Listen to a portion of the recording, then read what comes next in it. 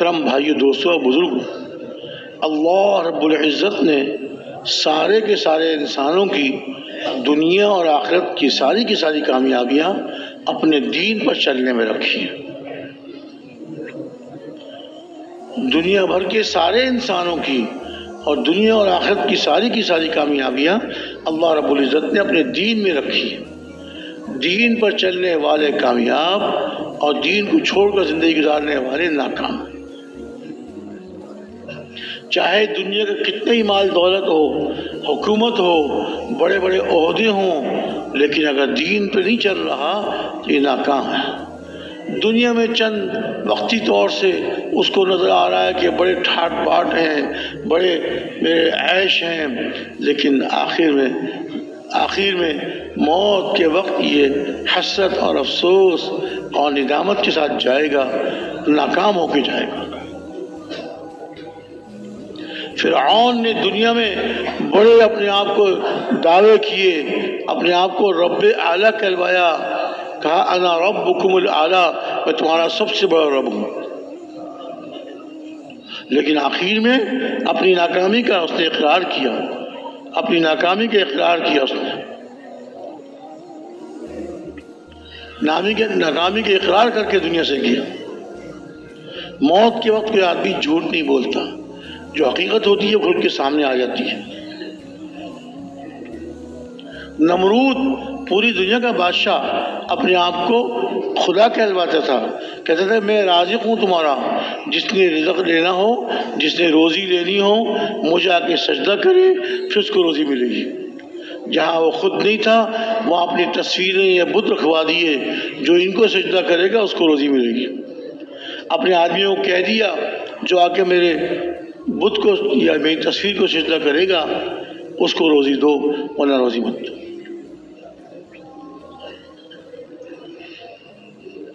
حضرت ابراہیم علیہ السلام گھر والوں نے کہا کہ گھر میں کھانے کے لیے کچھ نہیں ہے، آٹا ختم ہو گیا، بہت اچھا، بوری لے کے چل پڑے، دربار میں پہنچے، وہاں جا کے نمرود کو سجدہ نہیں کیا۔ اس کے درباریوں نے کہا کہ آپ کیسے آئے ہیں کہ مجھے غلہ چاہیے، کہ آپ نے سجدہ تو کیا نہیں؟ جب ہمارے دربار کا اصول یہ جو سجدہ کرے گا نمرود کو اس کو غلہ ملے گا۔ فرمایا کہ سجدہ تو اللہ کے سوا کسی کو جائز نہیں، سجدہ اللہ کے سوا کسی کو جائز نہیں، تو اللہ کے علاوہ کسی کو سجدہ نہیں کروں گا۔ اگر آپ سجدہ نہیں کریں گے تو آپ کو غلہ نہیں ملے گا۔ غلہ ملے نہ ملے، روزی تو اللہ دینے والے ہیں، رزق تو اللہ دیتے ہیں، رزق تو اللہ دیتے ہیں۔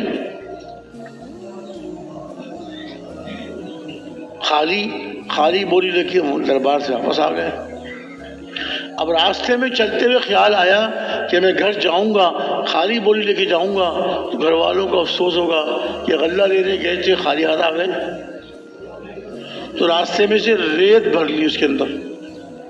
بھری بوری دیکھ کے تھوڑی دیر کے تو گھر والے خوش ہو جائیں گے، بھری بوری دیکھ کر گھر والے تھوڑی دیر کے لیے خوش ہو جائیں گے۔ اب ریت بھر کر لے گئے اور جا کے بوری گھر کے کونے میں رکھ دی، اندر کونے میں جا کے لیٹ گئے، اندر کونے میں جا کے لیٹ گئے۔ کچھ دیر کے بعد گھر والوں نے اٹھایا اور کہا کہ آئیے کھانا کھا لیجیے، روٹی تیار ہے۔ روٹی؟ آٹا کہاں سے آیا؟ کہ وہی جو آپ بوری میں آٹا لے کر آئے تھے اسی سے آٹا پکایا ہے۔ اللہ بڑے قدرت والے ہیں، جو اللہ کسانوں کی محنت اور کوشش کے بعد اور اس میں بیج ڈالنے کے بعد اللہ غلہ اگائے، وہ چاہیں تو بغیر کسانوں کی محنت کے، بغیر بیج ڈالے اور بغیر کھیت میں غلہ اگے ریت سے براہ راست آٹا بنا دے۔ وَهُوَ عَلَى كُلِّ شَيْءٍ قدیر، ہر چیز پہ قادر ہے، ہر چیز پہ انہیں قدرت حاصل ہے۔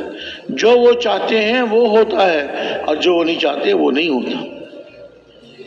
ان کا حکم چلتا ہے، ان کا سکہ چلتا ہے۔ واللہ غالب علی امری ولکن اکثر الناس لا یعلمون، اللہ تعالیٰ اپنے فیصلے پر غالب ہے لیکن لوگوں میں سے بہت سے لوگ نہیں جانتے۔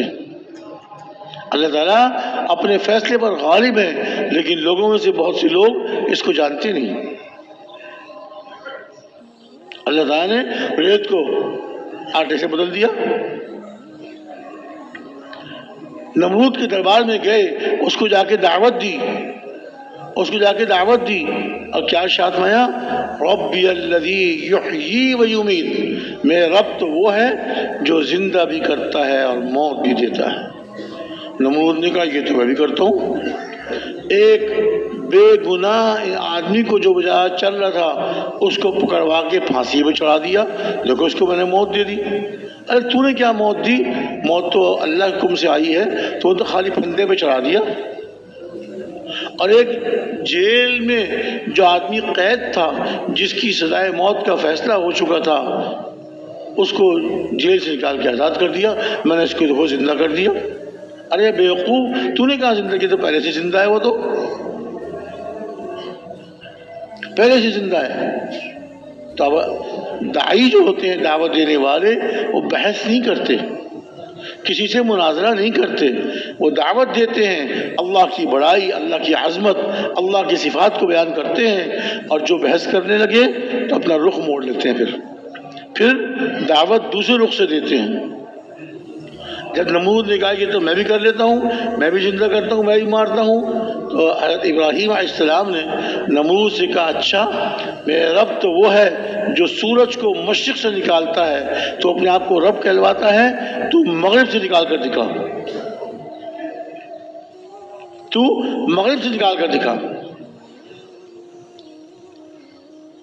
قال فإن الله يأتي بالشمس من المشرق فأتي بها من المغرب فبهت الذي كفر، جس نے کفر کیا وہ بہوت ہو گیا، حیران رہ گیا، اب اس کا کیا جواب دوں؟ وہ تو میں نے کہا کہ میں زندہ کرتا ہوں، مارتا ہوں، اب یہ فرمایا کہ میرا رب سورج کو مشرق سے نکالتا ہے تو اپنے آپ کو رب کہلواتا ہے، تو مغرب سے نکال کر دکھا۔ کہاں نکال سکتے؟ مغرب سے کہاں نکال سکتے؟ مبہوت ہو گیا، حیران رہ گیا۔ تو کرنے والے اللہ ہیں، دعوت دینی ہے، اللہ کی بڑائی، اللہ کی عظمت، اللہ کی صفات کو خوب بیان کرنا ہے، اور اللہ سے ہونے کو، اللہ کی ہر غیر سے، اللہ کے ارادے کے بغیر کچھ نہ ہونے کو خوب بیان کرنا۔ جتنی زیادہ اس کی دعوت دیں گے اتنے میرے دل کا یقین ٹھیک ہو جائے گا۔ آج میرے دل کا یقین بگڑا ہوا ہے، ملک پر، مال پر، دولت پر اور عہدوں پر نہ معلوم کہاں کہاں اٹکا ہوا ہے۔ ملک سے ہوتا ہے، مال سے ہوتا ہے، میرے پاس جتنا زیادہ مال ہوگا میرے کام بن جائیں گے، میری ضرورتیں پوری ہو جائیں گی، حالانکہ مال سے کام نہیں ہوتا، مال سے کام نہیں بنتے، تو اللہ کے فیصلے سے کام ہوتے ہیں۔ اللہ جس کی کامیابی چاہتے ہیں اسے کامیاب فرماتے ہیں، اور جس کو ناکام فرمانا چاہتے ہیں اسے ناکام کر دیتے ہیں۔ قارون جیسا مالدار، جس کو اتنا مال اللہ نے دیا، اتنا مال دیا، اس سے پہلے کسی کو نہیں دیا، اور شاید اس کے بعد قیامت تک کسی کو نہیں ملے گا۔ جس کے خزانوں کے تالوں کی چابیاں، جس کے خزانوں کے تالوں کی چابیاں ایک مضبوط جماعت اٹھانے سے عاجز آ جاتی تھی، چابیاں، اتنی چابیاں تھیں، تو تالے کتنے ہوں گے، ان تالوں کے اندر خزانے کتنے ہوں گے؟ لیکن جب اس نے اللہ کی بات کو نہ مانا، اللہ کے نبی حضرت موسیٰ علیہ السلام کی بات کو قبول نہ کیا اور اپنے خواہشات پہ چلتا رہا، حضرت موسیٰ علیہ السلام نے کہا کہ دیکھو اللہ نے تجھے مال دیا ہے، اللہ کا حکم اس میں پورا کر، اس کی زکوٰۃ ادا کر۔ اس نے کہا یہ تو مجھے اپنے تجربے اور اپنے علم سے مجھے یہ مال ملا ہے۔ کیا کہا؟ نعوذ باللہ، اللہ نے نہیں دیا، تو میں نے خود کمایا ہے، خود جمع کیا۔ حضرت موسیٰ علیہ السلام اس کو دعوت دیتے رہے۔ اب قارون نے کیا کہا؟ قارون نے ایک دن ایک عورت کو بہلایا پھسلایا اور بہت سا مال دیا کہ جب حضرت موسیٰ علیہ السلام وہ اپنی قوم میں وعظ کرنے کے لیے کھڑے ہوں تو کھڑی ہو کے ان پہ تہمت لگا دینا۔ جب وہ زنا کی سزا بیان کریں کہ جو آدمی زنا کر لے، حرام کاری کرے، تو اس کی یہ سزا ہے، اس وقت تو کھڑی ہو کہہ دینا اگر آپ یہ کام کریں تو وہ کہیں گے جو بھی کرے گا اس کو سزا ملے گی، تو یہ کہ تو کہہ دیجیے کہ آپ نے میرے ساتھ برا کام کیا۔ بہت سا مال پہلے دیا اور بہت سا مال اس نے بعد میں دینے کا وعدہ کیا، بہت سا مال بعد میں دینے کا وعدہ کیا۔ اللہ کے نبی حضرت موسیٰ علیہ السلام اپنی قوم میں کھڑے ہو کے وعظ فرما رہے تھے، اور جب برائی کا انہوں نے ذکر کیا اور اس کی سزا کا ذکر کیا تو یہ عورت کھڑی ہو گئی اور اس نے کہا کہ اے موسیٰ، اگر آپ سے یہ برا کام ہو جائے تو اگر جو بھی کرے گا اس کو سزا ملے گی۔ اس بدبخت نے کہہ دیا کہ مجھ سے آپ نے برا کام کیا۔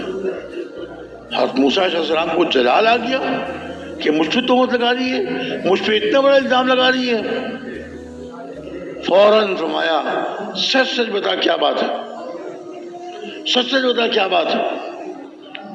اللہ نے اس عورت کے دل میں اتنا خوف ڈال دیا، اتنا رعب ڈال دیا، قارون کو بھول گئی، اس کے مال دولت کو بھول گئی، اور اس نے کہا کہ نہیں نہیں نہیں، آپ بالکل پاک ہیں، آپ بالکل سچے ہیں، آپ نے کوئی برائی نہیں کی، یہ تو قارون نے مجھے جو ہے برگلایا تھا، اور قارون نے مجھے اتنا مال دیا تھا اور بعد میں اتنا مال دینے کا وعدہ کیا تھا۔ جب اتنا بڑا اس نے الزام لگا دیا، اتنا بڑی تہمت لگا دی قارون کے برگلانے پر اور قارون کے مال دینے پر، اب حضرت موسیٰ علیہ السلام اللہ کے سامنے سجدے پڑ گئے۔ اے اللہ، اب تو قارون کو پکڑ لے، اس نے بہت زیادتی کر دی، حتیٰ کہ میری ذات پر اس نے تہمت لگا دی۔ اللہ سے مانگتے رہے۔ اللہ رب العزت نے ارشاد فرمایا اے موسیٰ، سر اٹھائیے اور زمین کو حکم دیجیے، جو آپ چاہے حکم دیجیے، زمین آپ کا حکم مانے گی، زمین آپ کا حکم مانے گی۔ حضرت موسیٰ علیہ السلام نے سر اٹھایا اور سر اٹھا کے زمین سے کہا اے زمین پکڑ اس قارون کو، اے زمین پکڑ اس قارون کو۔ قارون کے پاؤں زمین میں دھس گئے، قارون کے پاؤں زمین میں دھس گئے۔ اب اس نے بڑے ہل جل رہا ہے، پاؤں نکالنے کی کوشش کر رہا ہے، تو اللہ کا عذاب شروع ہو گیا تھا۔ اللہ کے عذاب کے سامنے تو کسی کی نہیں چلتی۔ بڑی کوشش کی پاؤں نکالنے کی۔ حضرت موسیٰ علیہ السلام نے ارشاد فرمایا اے زمین اور پکڑ، گھٹنے تک زمین کے اندر دھس گیا۔ اب بڑی کوشش کر رہا ہے، اور زیادہ کوشش کر رہا ہے کہ اس کے پاؤں اس کے گھٹنے تک جو زمین میں دھس گئے ہیں وہ اس کے نکل جائیں۔ اور پکڑ اے زمین اور پکڑ، پیٹ تک اندر دھس گیا، پیٹ تک زمین کے اندر دھس گیا۔ اب کیا کہتا ہے بدبخت آدمی؟ کہتا ہے ہاں اے موسیٰ میں سمجھ گیا، مجھے آپ اللہ کے عذاب میں گرفتار کروا کے، مجھے اللہ کے عذاب میں گرفتار کروا کے میرے سارے مال پہ قبضہ کر لو گے، آپ میرے سارے مال پہ قبضہ کر لو گے۔ حضرت موسیٰ علیہ السلام اور زیادہ جلال میں آ گئے کہ جاؤ اس کا سارا مال لا کر اس کے سر پہ ڈال دو، آج یہ بھی زمین کے اندر ڈوبے گا اور اس کا مال بھی سارا ڈوبے گا۔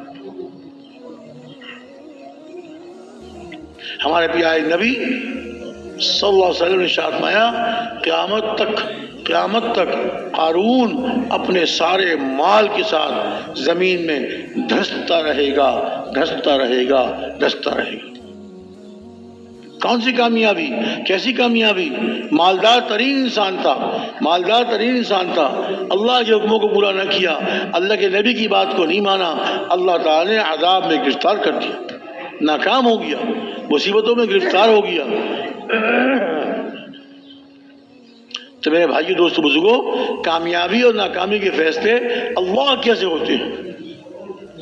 جس کو اللہ چاہتے ہیں کامیاب فرماتے ہیں، جس کو اللہ نہیں چاہتے اسے ناکام فرماتے ہیں، کامیاب کرنا نہیں چاہتے اس کو ناکام فرماتے ہیں۔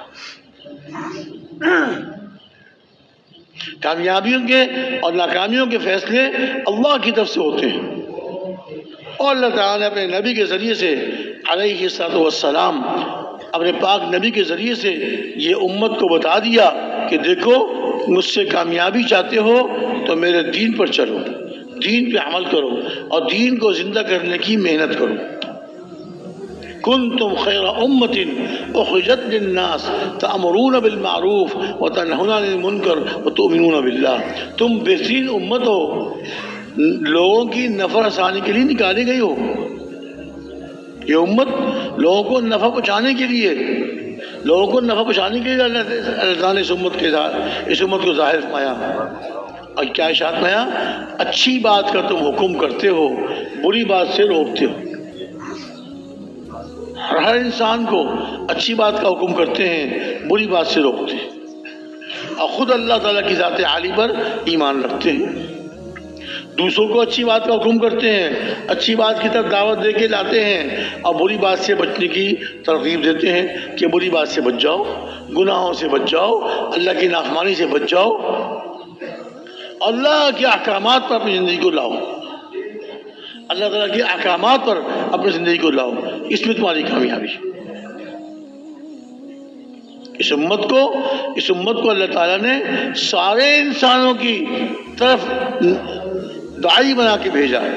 حضور والا کام اس امت کے ذمہ لگایا. اس امت کا ہر فرد حضور اقدس صلی اللہ علیہ وسلم کے دعوت والے کام کی ذمہ دار ہے. ہر فرد ذمہ دار ہے. آج محنت کریں، آج دعوت دیں، ایک ایک مسلمان پر محنت کر کے اس کو داعی بنائیں، اس کو محنت کرنے والا بنائیں، اس کو دیندار بنائیں. کل قیامت کے دن اللہ تعالیٰ پوچھیں گے کہ جب میرا دین مٹ رہا تھا اور لوگ میرے احکامات کو توڑ رہے تھے اور میرے پیارے نبی صلی اللہ علیہ وسلم کے طریقوں کو چھوڑ رہے تھے، اس وقت میرے دین کو زندہ کرنے کے لیے تم نے کیا محنت کی؟ اس وقت میرے دین کو زندہ کرنے کے لیے تم نے کیا محنت کی؟ ہمارے پاس کیا جواب ہوگا؟ آج اپنی آنکھوں سے دیکھ رہے ہیں کہ مسلمان ہوتے ہوئے اللہ کے حکموں کو توڑ رہے ہیں، نماز چھوڑ رہے ہیں، بعض لوگ روزہ نہیں رکھتے، بعض لوگ زکوٰۃ نہیں دیتے، بعض لوگ مال ہونے کے باوجود حج کے لیے نہیں جاتے. یہ کیا ہے؟ اللہ کے حکموں کو توڑ رہے ہیں، اللہ کو ناراض کر رہے ہیں، اللہ کے حکموں کو توڑ رہے ہیں، اللہ کو ناراض کر رہے ہیں. دیکھیے ہوتا اللہ کے حکم سے ہے. حضرت ابراہیم علیہ السلام نے اللہ تعالیٰ سے عرض کیا، اے اللہ مردوں کو کیسے زندہ کریں گے؟ کیف تحیی الموتیٰ، کیف تحیی الموتیٰ؟ قال ولم تؤمن، کیا آپ کو ایمان نہیں ہے اس پر؟ قال بلا ولکن لیطمئن قلبی، کیوں نہیں ہے؟ مجھے یقین ہے، میرا ایمان ہے، مجھے یقین ہے، میرا ایمان ہے، میرا ایمان ہے کہ آپ مردوں کو زندہ کریں گے. جس مردے کو زندہ کرنا چاہیں آپ زندہ کریں گے، اور قیامت کے دن سب مردوں کو زندہ کر دیں گے. لیکن میں اپنے دل کے اطمینان کے لیے پوچھ رہا ہوں.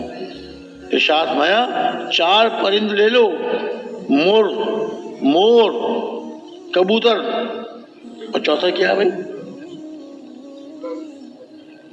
مور، کبوتر، مور، چوتھا کوا. ان کو دانا ڈالو، اپنے سے ہلاؤ، آپ سے خوب مانوس ہو جائیں، اتنے مانوس ہو جائیں کہ آپ کی آواز پر یہ بھاگتے ہوئے آئیں. جب جانوروں کو پالتا ہے آدمی، پرندوں کو پالے، پرندے اس سے مانوس ہو جاتے ہیں. بکری پالتا ہے، بکری اس سے مانوس ہو جاتی ہے، اس کا آواز دیتا ہے، بکری بھاگتی جاتی ہے. مرغیاں پالتا ہے، مرغیوں کا آواز دیتا ہے، مرغیاں بھاگتی آ جاتی ہیں. ان چاروں کو دانا کھلائیں، اپنے سے مانوس کریں، پھر چاروں کو ذبح کر دیں، چاروں کو ذبح کر کے ان کے ٹکڑے ٹکڑے کر دیں اور سب ٹکڑوں کو ملا دیں. چاروں کے جسموں کے ٹکڑوں کو ملا دیں، کچھ ٹکڑے اس پہاڑ پر، کچھ ٹکڑے اس پہاڑ پر، کچھ ٹکڑے اس پہاڑ پر، اس طرح الگ الگ. اب سب کو ملا دیا، کچھ پتہ نہیں کس کی چونچ ہے، کس کا پنجہ ہے، کس کا پیٹ ہے، کس کا پر ہے، کچھ پتہ نہیں، سب ملا دیا. اب 4 پہاڑوں پہ ان 4 پرندوں کے ٹکڑے رکھ دیے. اللہ کے حکم سے جب ایک پرندے کو آواز دی، مرغ کو آواز دی مثال کے طور پر، اب کیا دیکھتے ہیں کہ مرغ کی چونچ ایک دم اٹھی اور ہوا میں معلق ہو گئی. پھر اس کے بعد اس کا دھڑ آیا اور دھڑ اس کی چونچ سے لگ گیا. پھر اس کے پرندے، اس کے پاؤں، اس کے پنجے آئے اور وہ اس کے دھڑ سے لگ گئے، اور پر آئے اور اس کے پر اس کے جسم سے لگ گئے، اور اللہ تعالیٰ نے اس میں روح پھونک دی اور یہ ککڑوں کرتا ہوا بھاگتا ہوا آ گئے تھے علیہ السلام کے پاس۔ اپنی آنکھوں سے دیکھا اللہ تعالیٰ نے کیسے زندہ کیا، کہاں کہاں اس کے ٹکڑے پڑے ہوئے تھے، ممکن ہے اس پہاڑ پہ ایک ٹکڑا، 2 ٹکڑے اس پہاڑ پہ، سارے ٹکڑے جمع ہو گئے، اللہ نے روح پھونک دی اور وہ زندہ ہو گیا۔ اسی طرح مور کو آواز دی، مور بھی اسی طرح اس کی چونچ اوپر آ گئی اور اس کا دھڑ کے اس کے جسم کے اعضاء اس سے جڑتے چلے گئے، اللہ تعالیٰ سے روح پھونک دی، وہ دوڑتا ہوا حضرت ابراہیم علیہ السلام کے پاس آ گیا۔ چاروں پرندے اسی طرح، مور بھی کبوتر بھی کوا بھی، چاروں اس طرح زندہ ہو گئے اور دوڑتے ہوئے ان کے پاس آ گئے۔ اللہ کرنے والے ہیں، اللہ کے ہاتھ میں سب کچھ ہے۔ مردے کو زندہ بھی وہی کرتے ہیں اور زندے کو موت بھی وہی دیتے ہیں۔ حضرت عزیز علیہ السلام بیت المقدس پہ حملہ کیا، بابل سے آ کر وہاں کے بادشاہ نے آ کے بیت المقدس پہ حملہ کیا اور ان سب کو قتل کیا، ان کی عورتوں کو اور ان کے بچوں کو گرفتار کر کے لے گیا بابل۔ اور اس لے آنے والوں میں حضرت علیہ السلام اللہ کے نبی بھی تھے، ان کو پکڑ کے لے گیا اور بابل میں لے جا کر ان سے بیکار میں کام لیتا تھا۔ مزدوری کرو اور محنت کرو، کوئی پیسہ نہیں ملے گا۔ اللہ تعالیٰ نے جب ان یہودیوں نے اللہ کے حکموں کو توڑا، اپنی خواہشات پہ پڑ گئے، اللہ نے بخت نصر کو ان پہ مسلط کر دیا، قتل کیا، اس نے قتل عام کیا، بچے کچھ لوگوں کو اور ان کی عورتوں کو اور ان کے بچوں کو پکڑ کر لے گیا اپنے ملک، اور وہاں جا کے ان سے محنت مزدوری کراتا تھا اور مزدوری نہیں دیتا تھا۔ اس کے عوام بھی ان سے کام لیتے تھے اور پیسے اور مزدوری نہیں دیتے تھے۔ اللہ نے ذلیل کیا، وہاں قتل عام کیا اور یہاں پکڑ کر لے آیا اور کوئی مزدوری نہیں اور ان سے کام لیتے تھے۔ پھر ان کو تنبہ ہوا اور ان کو افسوس ہوا کہ ہماری غلطی ہے، ہم نے اللہ کے حکموں کو توڑا، اللہ کے نبی کی سنتوں کو پامال کیا، اللہ نے ہم کو ذلیل کر دیا۔ اب ہمیں اللہ کے حکموں پہ چلنا چاہیے تاکہ اللہ تعالیٰ کی ناراضگی ہم سے دور ہو جائے۔ بخت نصر تو ایک ظاہری ذریعہ تھا، اصل تو اللہ کا عذاب تھا۔ اس کو مسلط کر کے اللہ تعالیٰ نے اس کو مسلط کر کے اور ان کو قتل کروایا۔ جب اللہ کے حکم پر عمل نہیں کرتے، اللہ کے نبی کی بات کو نہیں مانتے، اللہ کے نبی کے طریقوں پر نہیں چلتے، جیسے کوئی گائے ہو، کوئی آدمی خرید کے لائے بازار سے اور بڑی خوشی سے اس کو رکھے، اس کی خدمت کرے، گائے دودھ دے رہی ہے، بچہ جن رہی ہے، وہ بڑے خوش ہوتا ہے اس گائے سے۔ چلتے چلتے کچھ عرصے کے بعد گائے نے بچہ دینا بند کر دیا، جب بچہ دینا بند کر دیا اس کا دودھ بھی خشک ہو گیا۔ بڑا علاج معالجہ کیا، ڈاکٹر کے پاس لے گیا، انجیکشن لگوائے، علاج کروایا، لیکن وہ گائے ٹھیک نہیں ہوئی۔ اب اس کی رسی کھول کر بازار لے جاتا ہے، اور اس کو بیچنے کے لیے جو بھی خریدار آتا ہے، جب پتہ چلتا ہے کہ یہ گائے دودھ نہیں دیتی، بچے نہیں دیتی، کوئی خریدتا نہیں اس کو۔ بھائی گائے کا جو مقصد ہے وہ مقصد پورا نہیں کر رہی تو کوئی خریدنے کے لیے تیار نہیں۔ مجبور ہو کے گائے کا مالک جو بڑے شوق سے خرید کر لایا تھا، بڑی اس کی خدمتیں کرتا تھا، آج اس کو قصائی کے ہاتھ بیچ رہا ہے، اونے پونے داموں سے قصائی کے ہاتھ بیچ رہا ہے۔ قصائی اس گائے کو لے جاتا ہے، اس کو ذبح کرتا ہے اور اس کے ٹکڑے ٹکڑے کر دیتا ہے۔ جب مسلمانوں نے اللہ کے حکموں کو توڑا، پیارے نبی کے طریقوں کو چھوڑا، اللہ تعالیٰ نے یہود و نصارہ کو اللہ نے اپنے دشمنوں کو ان پر مسلط کر دیا، جیسے قصائی کے حوالے کر دیتا ہے، قصائی کے ہاتھ بیچ دیتا ہے، ایسے اللہ تعالیٰ دشمنوں کو، اپنے دشمنوں کو ان پہ مسلط کر دیتے ہیں، جو ان کو قتل کرتے ہیں، ان کا خون بہاتے ہیں، ان کا خون بہاتے ہیں، ان کی عزتیں لوٹتے ہیں، ان کے مال لوٹتے ہیں۔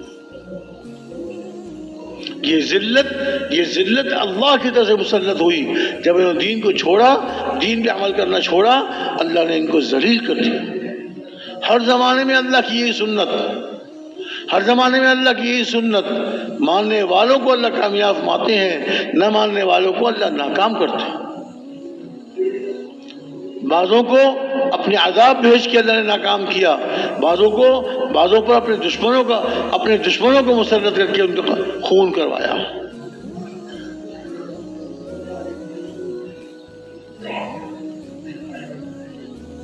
قوم عاد کو، جو اللہ کے نبی کی بات کو نہیں مان رہے تھے، حضرت ہود علیہ السلام وہ دعوت دیتے رہے، اپنی قوم کو اللہ کی طرف بلاتے رہے، لیکن قوم نے ان کی بات کو نہ مانا، ایمان نہیں لائے اور بتوں کی پوجا کرتے رہے۔ پھر اللہ تعالیٰ نے چند آدمی، تھوڑے سے آدمی جو مسلمان ہوئے تھے ان کو بچایا اور باقی سب کو ہلاک کر دیا۔ یہ قوم عاد بڑی طاقت والے لوگ تھے، لمبے لمبے قدوں والے۔ اللہ نے ان کو اتنی طاقت دی تھی کہ دونوں ہاتھوں سے درخت کو پکڑ کے ہلا کر جڑ سے اکھاڑ کے پھینک دیتے۔ آج درخت کو کاٹنے کے لیے کتنے دن لگ جاتے ہیں، کلہاڑی سے دھاڑ مار کے، پتہ نہیں 1 دن میں، 2 دن میں، 3 دن میں۔ بڑا درخت ہوتا ہے تو 2-3 دن لگ جاتے ہیں، اور وہ اپنے دونوں ہاتھوں سے ہلا کے درخت کو جڑ سے اکھاڑ کے پھینک دیا کرتے تھے۔ ان کا نعرہ تھا من اشد منا قوہ، ارے ہم سے بھی کوئی زیادہ طاقت والا ہے، ہم اتنی طاقت والے ہیں، ہمارا مقابلہ کون کر سکتا ہے؟ اللہ تعالیٰ نے ارشاد فرمایا اولم یروا ان اللہ الذی خلقہم هو اشد منہم قوہ، کیا انہوں نے نہیں دیکھا وہ اللہ جس نے ان کو پیدا کیا وہ ان سے زیادہ طاقت والا ہے؟ یہ ابھی طاقت کے گھمنڈ میں ہے، ابھی طاقت کے غرور میں ہے، ان کو اندازہ نہیں کہ اللہ تعالیٰ ان سے بہت زیادہ طاقت والے ہیں۔ پھر بھی اللہ کی بات کو نہیں مانا، اللہ کی آیات کو جھٹلایا، اللہ کے نبی کو جھٹلایا۔ اللہ رب العزت نے ان طاقتور لوگوں کو، ان لمبے قداور لوگوں کو اللہ تعالیٰ ہلاک کرنے کے لیے کوئی اپنا فرشتوں کی فوج نہیں بھیجی، اللہ تعالیٰ نے ہوا بھیج دی۔ اللہ تعالیٰ کے پاس بڑے لشکر ہیں، وما یعلم جنود ربک الا ہو، آپ کے رب کے لشکر ان کو اللہ ہی جانتے ہیں۔ قوم ابرہہ کے لشکر کو چھوٹے چھوٹے پرندے جن کے پنجوں میں کنکریاں، جن کی چونچ میں کنکریاں، ان سے پورے لشکر، ہاتھیوں کے پورے لشکر کو تباہ کر دیا، ان چھوٹی چھوٹی کنکریوں سے۔ فیصلہ اللہ کیسے ہوتا ہے؟ اللہ چاہے بڑے بڑے ہاتھیوں کو، بڑے بڑے طاقت والوں کو چھوٹی چھوٹی کنکری سے ہلاک کر دے، اور قوم عاد کے بڑے بڑے طاقتور لوگوں کو، لمبے لمبے قدوں والوں کو ہوا آ رہی ہے، مومنوں کے پاس سے آہستہ چلتی ہے، مومنوں کے پاس سے گزرتی ہے تو آہستہ گزرتی ہے، آہستہ چلتی ہے، اللہ کا حکم ہے۔ ہوا اللہ کے حکم کے تابع ہے، ہوا اللہ کے حکم کے تابع ہے، مومنوں کے پاس سے گزرتی ہے، ہلکی چلتی ہے، اور جب کافروں کے پاس جاتی ہے، کافروں کے علاقے میں تو سخت ہو جاتی ہے، بہت تیز، اور ان لوگوں کو، ان لمبے لمبے قدوں والوں کو پٹک کے مار رہے،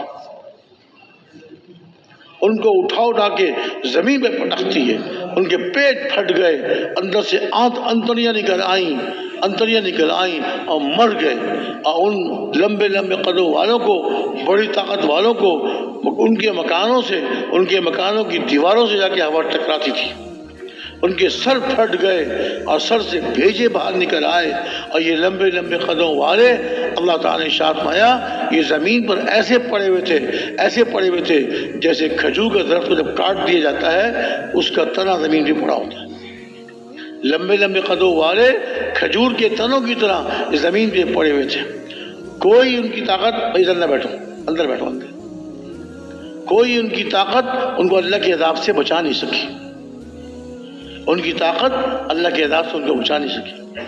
اب ایک آدمی کو طاقت والا ہے، اس کے مقابلے میں دوسری طاقت والا آئے، دونوں مقابلہ کریں گے، لڑیں گے، کشتی کریں گے، یہ اس کو گرانے کی کوشش کرے گا، وہ اس کو گرانے کی کوشش کرے گا۔ اب وہ طاقت والے، لمبے لمبے قدموں والے ہوا سے کیا مقابلہ کریں؟ ہوا سے کیا مقابلہ کریں؟ ہوا کو نہ مکہ مار سکتے ہیں نہ تھپڑ مار سکتے ہیں۔ اللہ تعالیٰ نے ہوا بھیجی اور اس طاقتور قوم کو اللہ نے ہلاک کر دیا، اپنے نبی کو بچایا اور نبی کے ماننے والوں کو بچایا۔ نبی پر، اللہ پر، اللہ کے نبی پر ایمان لانے والوں کو اللہ نے بچایا علیہ الصلوۃ والسلام۔ اللہ تعالیٰ نے اپنے پاک کلام میں، قرآن کریم میں پچھلی قوموں کے واقعات کو بیان فرمایا اس امت کی عبرت کے لیے کہ یہ امت عبرت پکڑ لے اور یہ امت اللہ کی نافرمانی نہ کرے، ورنہ یہ بھی اللہ کے عذاب سے ہلاک کر دیے جائیں گے جیسے پچھلی قوم والے ہلاک کر دیے، جیسے پچھلی قومیں ہلاک کر دی گئیں۔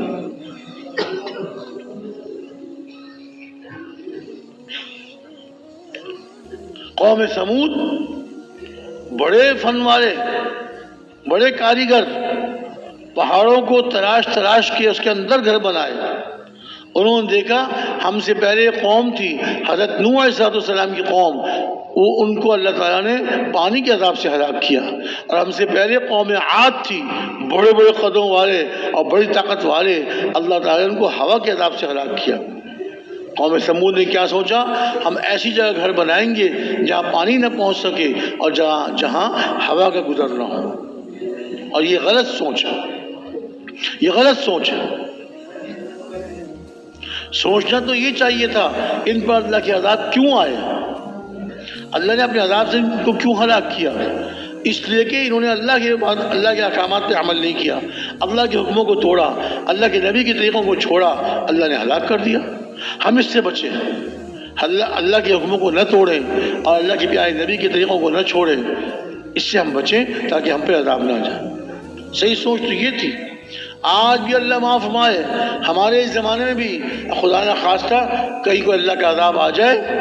ہمارے یہاں زلزلہ آیا 2005 میں، بڑا سخت زلزلہ آیا تھا، یہ بالا کوٹ اور اسی طرح کشمیر، سخت زلزلہ، کتنے لوگ ہلاک ہو گئے، کتنے گھر تباہ ہو گئے، زمین پھٹ پڑی، اس کے اندر لوگ چلے گئے، بڑی سخت تباہی مچی۔ اب کیا کہا جو لوگ تھے، کہنے لگے ہمارے پاس وہ آلات نہیں تھے جو آلات زلزلے کے آنے سے پہلے زلزلے کا پتہ دے دیتے ہیں، زلزلہ آنے والا ہے، ہاں بس وہ آلات نہیں تھے، ہم نے ایسی بلڈنگیں، ایسی عمارتیں نہیں بنائی جو زلزلے سے گرتی نہیں ہیں۔ یہ غلط سوچ ہے، یہ وہی پچھلی قوموں کے نافرمان قوموں کی سوچ تھی کہ یہ اللہ کے عذاب جو آئے، اس عذاب سے بچنے کا راستہ دیکھو۔ نہیں بھائی نہیں، یہ سوچنے کی ضرورت ہے کہ عذاب کیوں آیا، یہ ہماری نافرمانیوں کی وجہ سے آیا۔